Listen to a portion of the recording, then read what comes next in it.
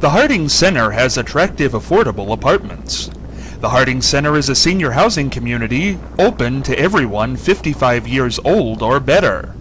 There are several apartments available at this time, and all utilities are included in the rent. The Harding Center is the former Harding Hotel. It is an historical landmark and a place that should be seen by all. The Harding Center office hours are Monday through Thursday from 8 a.m. till 4 p.m., and their phone number is 740-375-4602. The telephone number again, 740-375-4602. The Harding Center in beautiful downtown Marion. Check it out. This is Scott Spears, and today we've got a very special episode of Scott Spears Now, possibly one of the most unique episodes we've ever had. Have you ever heard of somebody going from a leading lady in Hollywood, starring opposite Elvis Presley, to a nun, a Roman Catholic nun? Well, it's happened, and that's the story of Mother Dolores Hart, who has authored a book, The Ear of the Heart, an actress's journey from Hollywood to holy vows. Mother Dolores Hart joins us now with her very intriguing tale. What was the king of rock and roll life?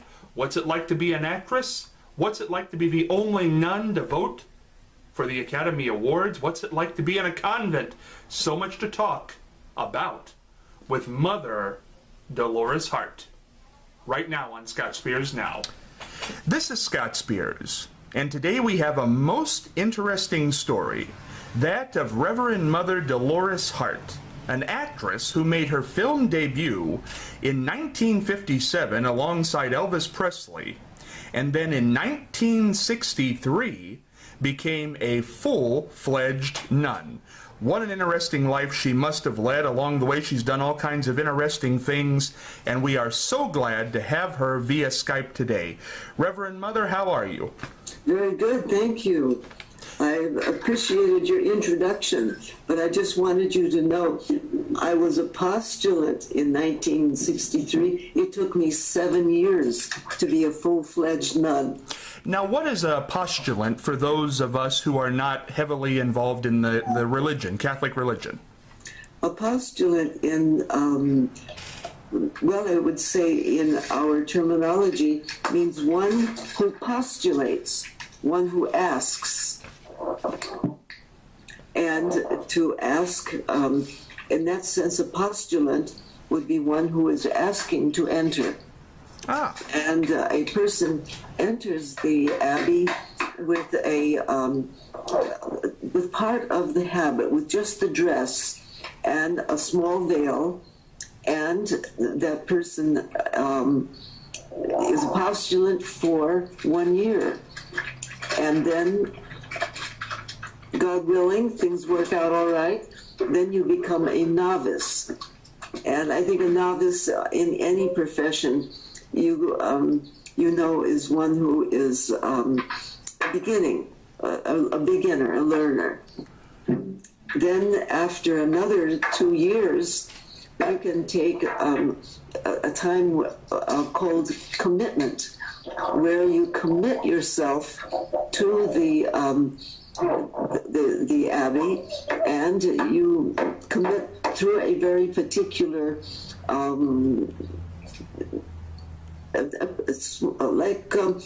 my commitment was through birds. You probably hear some of them as we continue our talk this afternoon. And then the next is very serious, because the next time you make vows, and it's first vows, and that I did in 1966. And then final vows I made in 1970. So now I've taken you through the whole scope. Yeah, a long process. Is it usually that long for a nun? Is that typical? In our order, it is, because contemplative life is such a change from what a person has been doing. It demands a vow of stability, a vow of congregatio to change, and then a vow of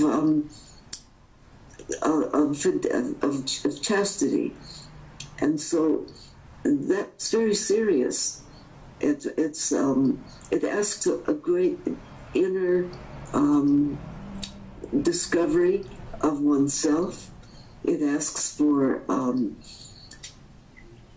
most importantly, some discovery of God in a way that allows you to give yourself to Him totally in this way. Now, I don't... Pardon me. Oh, no problem. And I don't want to harbor this point, but I think most people watching this would probably say the hardest thing to give up, in their opinion, would be sex through chastity. Was that hard for you? Well, you see, in the beginning... Am I losing you? No, we're still here. Oh, okay. I'm seeing a variety of different things here that don't look like you. You see, what happens is that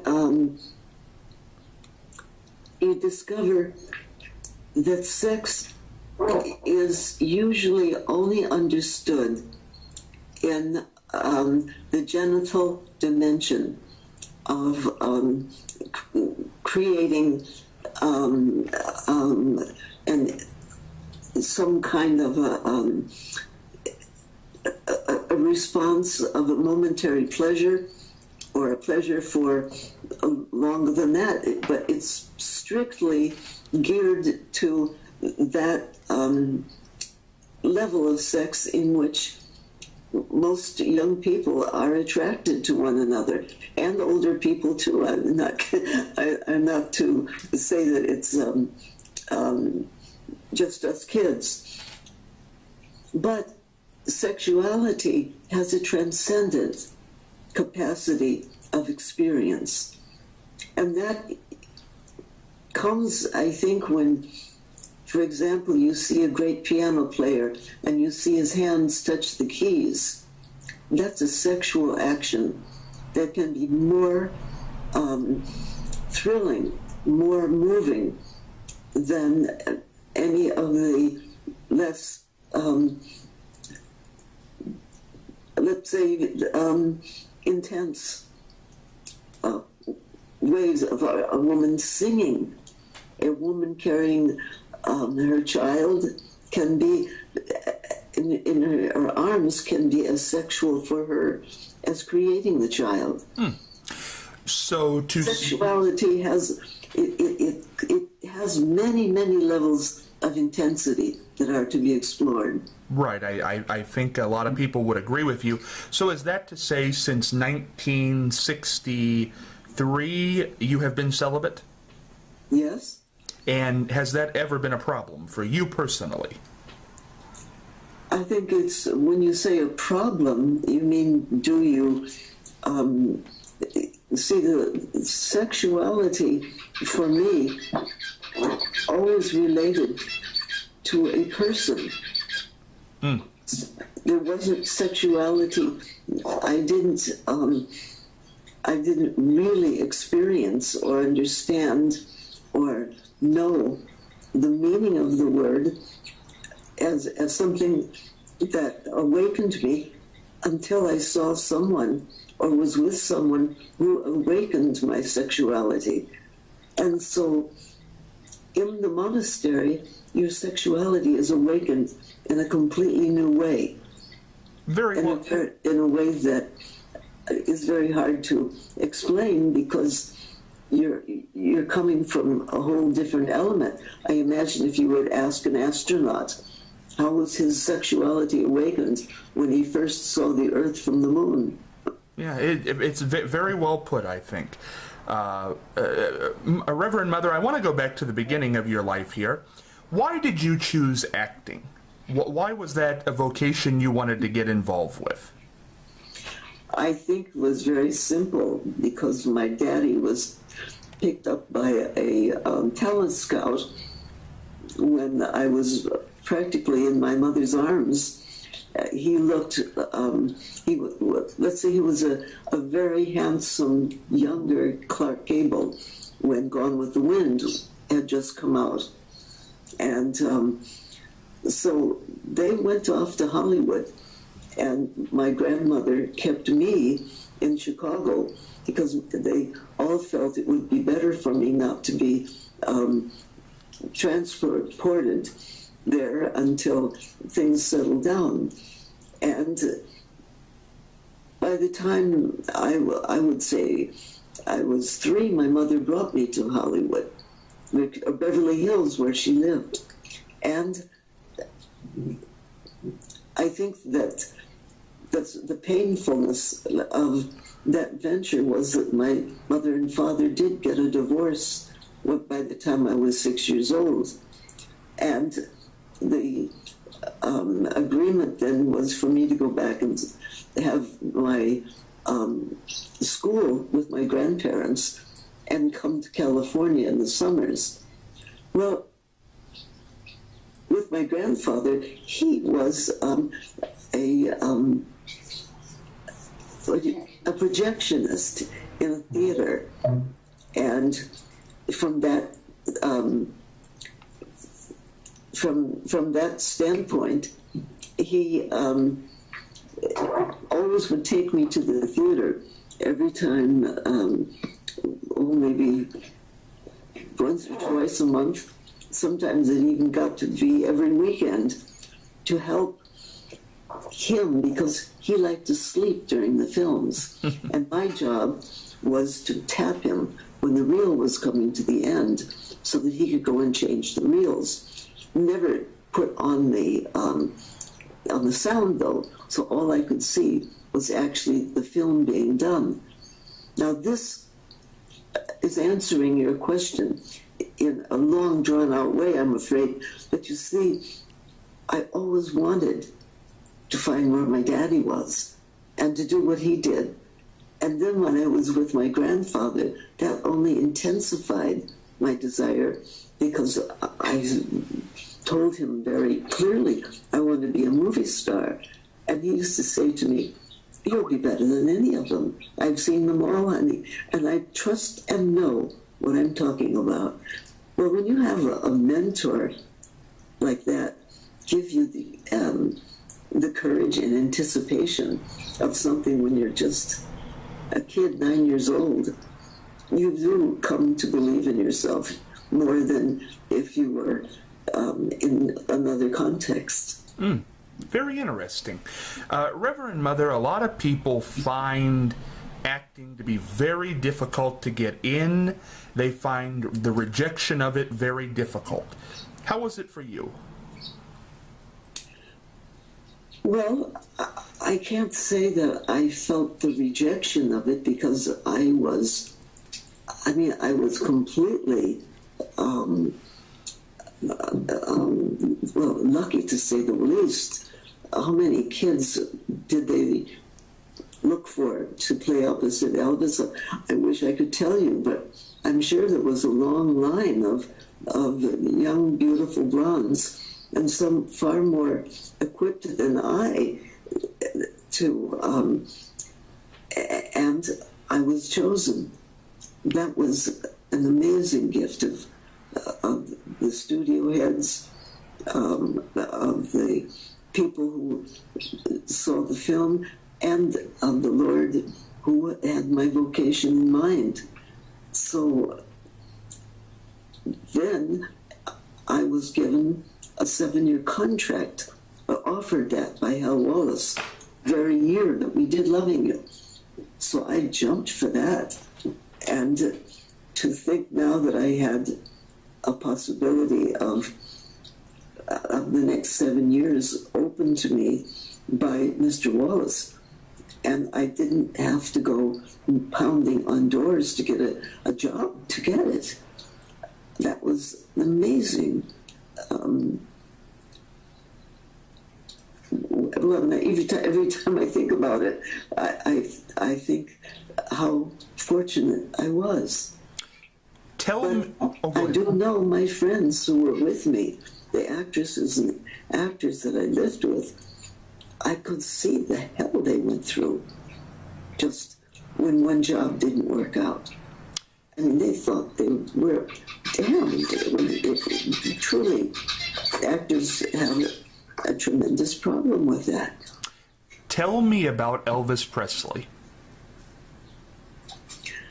Well, I met a young Elvis, an Elvis who was about 21. I was 17 going on 18, and he had his gaggle of guys that traveled around with him playing guitars and singing, and I mean, he was having a ball when I met him, just discovering himself too, because it was his second film, his first Technicolor film, his first real musical. And I think that the young man that I met was extraordinarily talented, but not up his own sleeves about, who am I? He wasn't somebody who made his home front the only thing that existed. Everybody around him did, but he was a man that talked a lot about his mother, about his love of the Lord, and when we would go to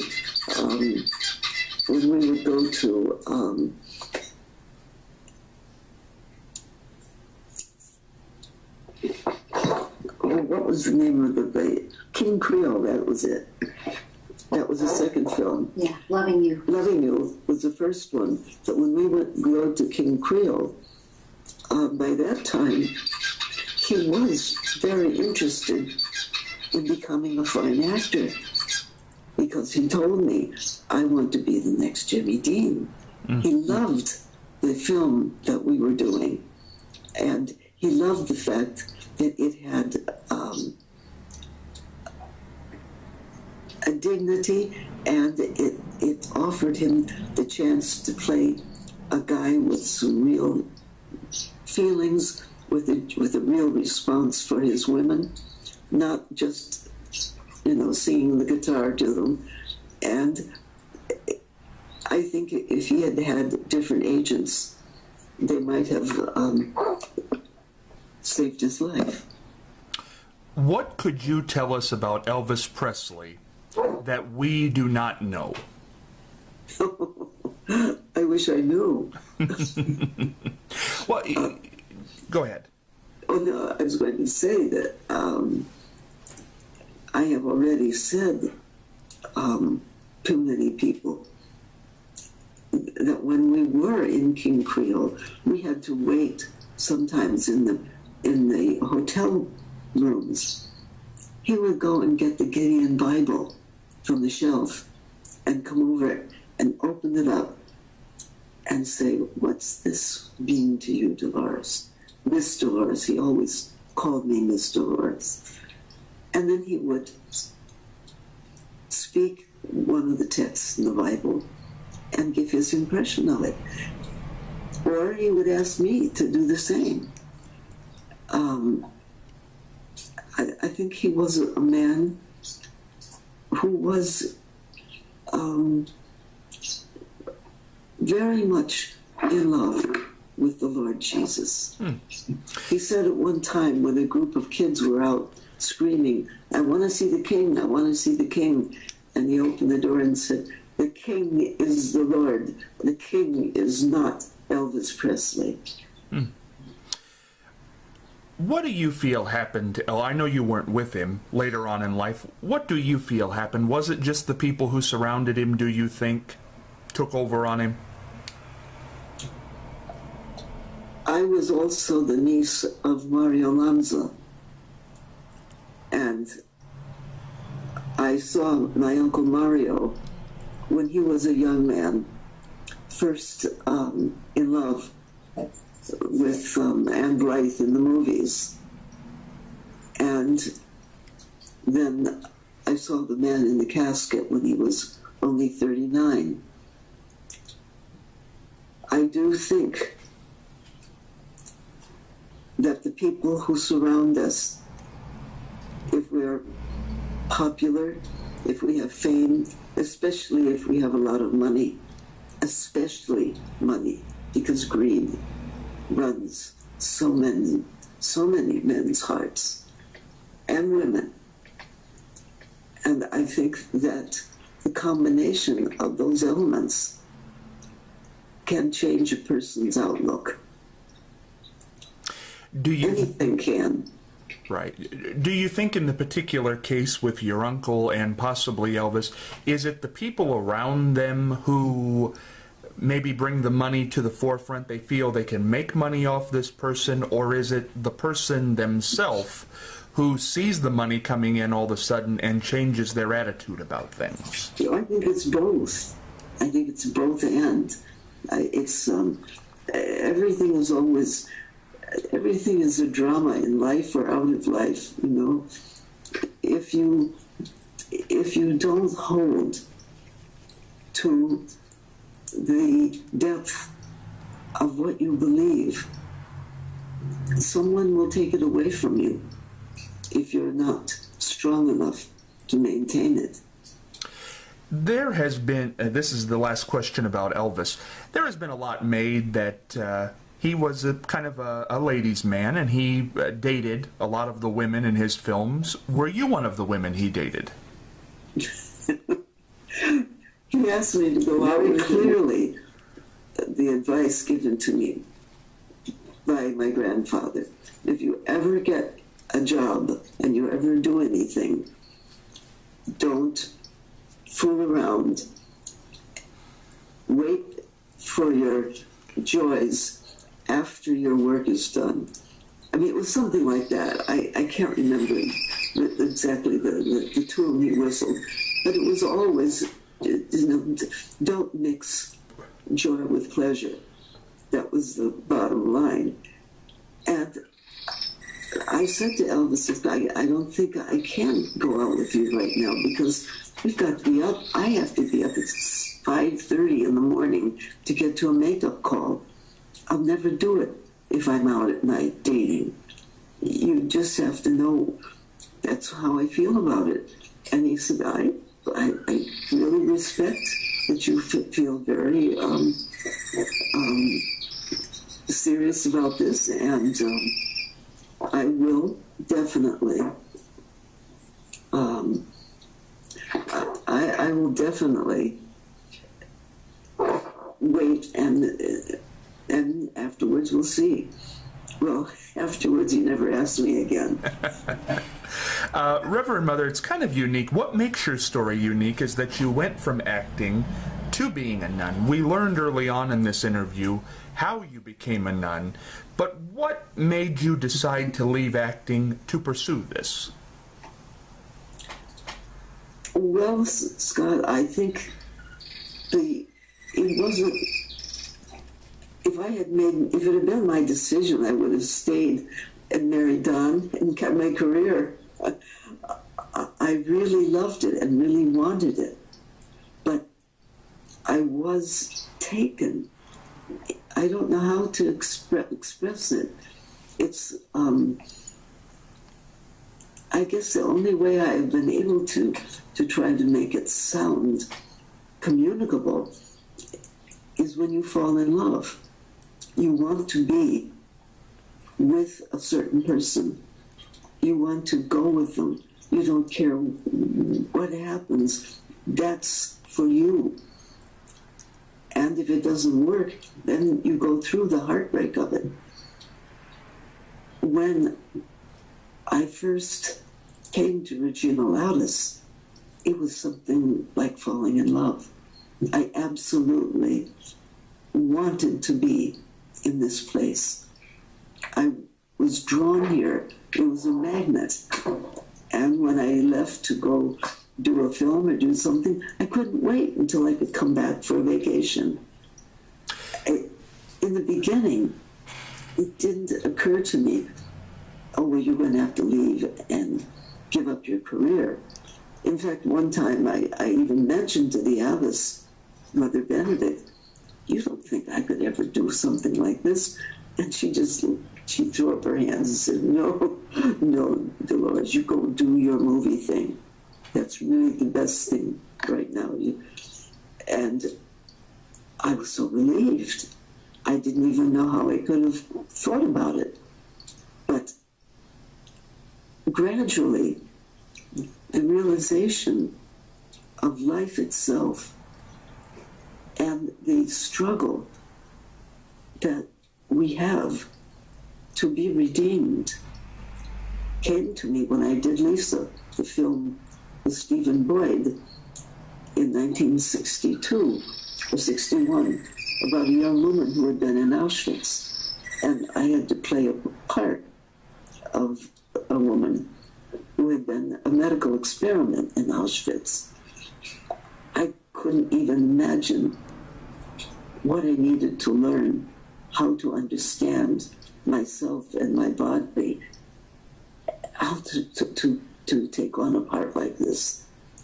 And a friend of mine introduced me to Suzanne Zada, a girl who had suffered being taken as a young Jewish woman of 14 with her mother. The Nazis had entered their home and taken them. And Suzanne was very open with me, and I think helped me to realize what the implications of something like that were for a woman. And I also then began to ask very deeply, is there any redemption for something like this? Is there any redemption for the fact that all of these Jewish people were killed? And now when we look at our own situation right now, we're seeing the fact that someone could have gassed thousands of people for power. I don't ask to get into politics or to try to figure out how you would change it from that point of view. But I did feel very honestly troubled with what can I do that is significant and will help to bring about redemption in the face of the disasters that our world suffer. As a nun, as a person of faith, how do you reconcile things of that nature, death, illness, pain? How do you reconcile that to people? Explain that. Well, I think that the Bible opened that topic up from the very get-go when it opened us to the realization of sin, that God created from a completely different point of view. God who is love, God who is always spoken of as love. If he is our creator, and we believe he is, he created everything out of the love that is within him as in his being. And that love was destined to become something quite different. What makes it different is the reality of sin, the reality of evil, not sin, because sin doesn't come, then it's evil itself. That mystery I can't explain, but I know it exists, because evil does enter into a situation. The children were praying in schools, for example. When they were told not to pray anymore, that's when a man would go into the school and use a machine gun on the children. So I do believe when God is eliminated from a situation, there is another force that wants to dominate the incarnation. And in that domination has no respect for its purity, for its truth, for its goodness, for its meaning. Reverend Mother, I very serious topic here, and this is kind of maybe an absurd question to follow it up with, but a transition. By all accounts, you were a very good actress. By all accounts, a very good actress.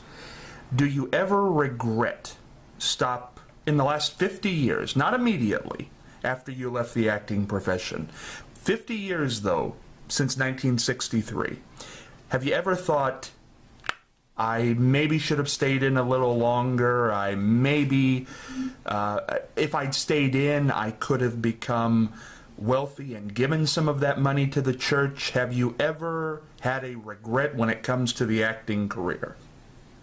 Well, I've sometimes thought maybe I should leave a card when I die that says, "This is the biggest act I ever played. Benedict in life." I don't know how to answer that question, except that as I have progressed, I've understood that the real art, to me, of acting is listening, is learning to hear what the other one is saying. And when I have seen tragically bad acting, it's always because the actor is thinking about what he or she was going to do or say, rather than respond to the actor or the actress that they were playing with. This was made known to me by Anna Magnani in the second film I made, because in the one scene that I had to play with her, I had never been with an actor who listened the way she did. And taught me that's what it was about. Do you like movies today? I love them. I've never stopped loving movies. Would you would you be permitted to go do a movie today, and would you do a movie today? No, I don't think I would, because I don't think you can go backwards. I think you always have to move into a creative way of life that takes you more deeply into your truth, into who you are, into what you are doing. I would never in my life have believed that writing this book would open me to so many communications, have such a possibility of meeting people, greeting people one-on-one. Every place that I've gone, there's been a new discovery of a body of people there.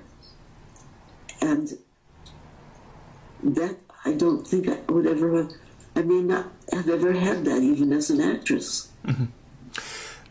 When you look back, we just talked about regrets involving the acting career. When you look back at your entire life, do you have any regrets, period?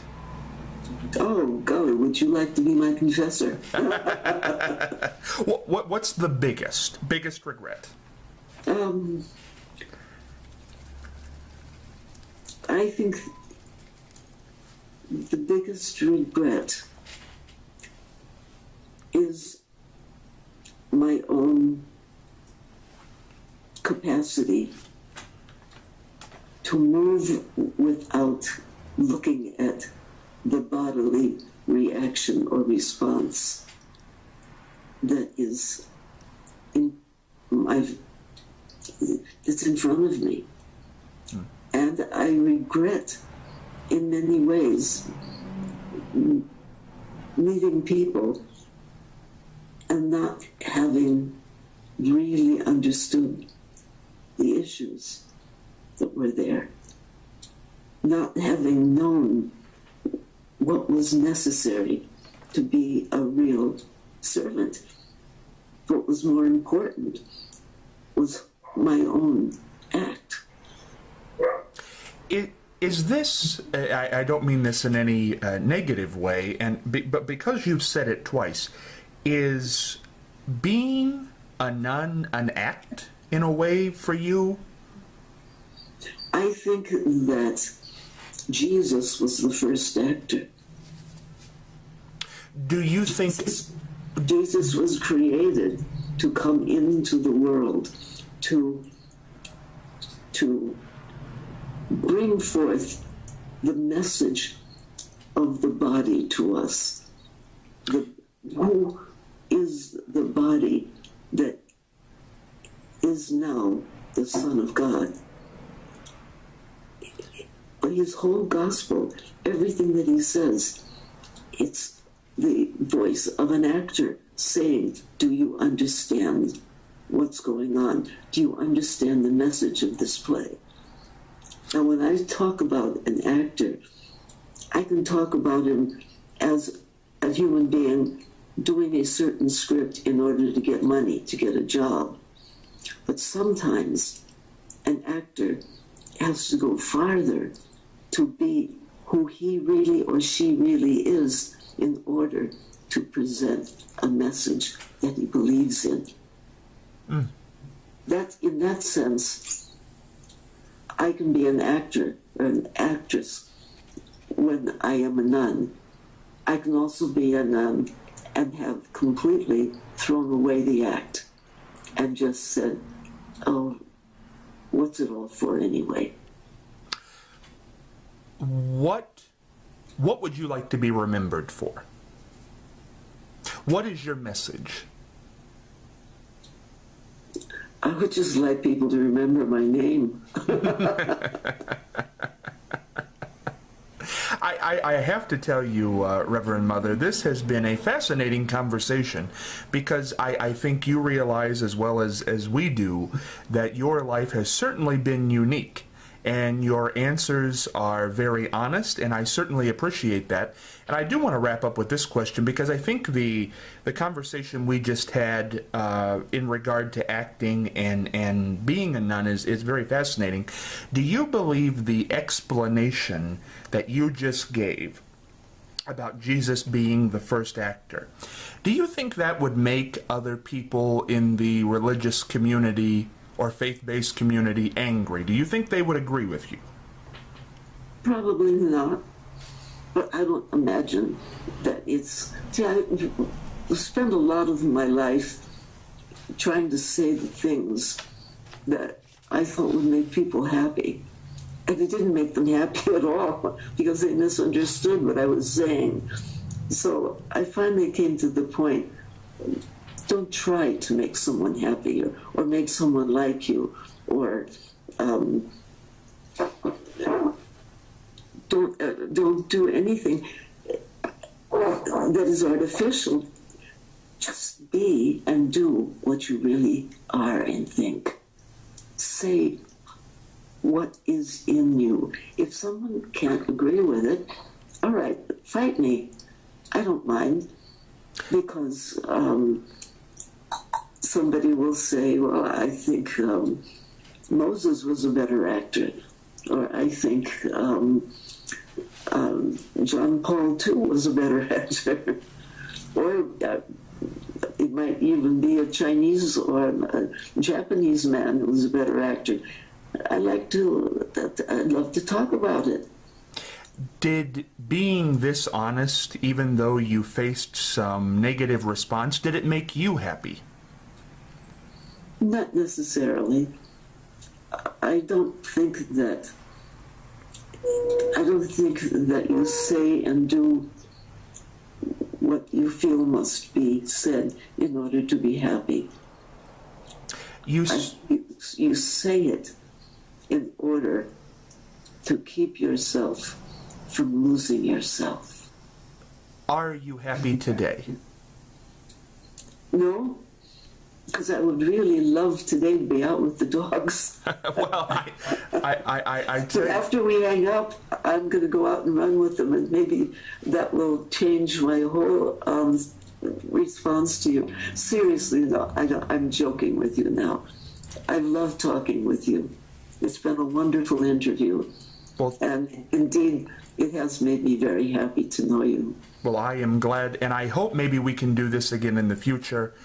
The Reverend Mother Dolores Hart. Thank you so much, Reverend Mother. Certainly the story of Mother Dolores Hart is intriguing, interesting, and shows you you're never too old and it's never too late to do whatever you want in life. What an interesting lady. And remember, The Ear of the Heart by Mother Dolores Hart is available where all fine books are sold and on the internet at Amazon.com. We've got to get out of here. The rock and roll is over. The cameras stop rolling. So it's time for me to say, this is Scott Spears, headed for the dugout.